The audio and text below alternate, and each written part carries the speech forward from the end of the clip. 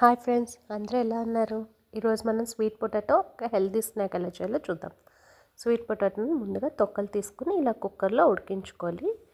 ఒక 1 whistle 2 whistle వచ్చినంత వరకు ఉంచుకోవచ్చు. తర్వాత బెల్లాన్ని పాకం పట్టుకోవాలి. పాకం అంటే ఫుల్ ఏం తీగ పాకం అలాగేం అక్కర్లేదు. జస్ట్ కొంచెం వాటర్ వేసి అలా మరిగించుకుంటే చాలు, అది కరిగినంత వరకు.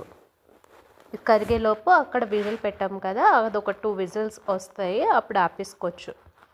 మా పిల్లలకి తొక్కలతో ఉంటే నచ్చదనమాట, అందుకని నేను తొక్కలు తీసి చేస్తున్నాను. కావాలంటే మీరు తొక్కలతో కూడా చేసుకోవచ్చు. 2 విజిల్స్ ఉడికిన తర్వాత ఇలాగా అవుతాయి అన్నమాట. అప్పుడు వాటిని కట్ చేసుకుంటాం.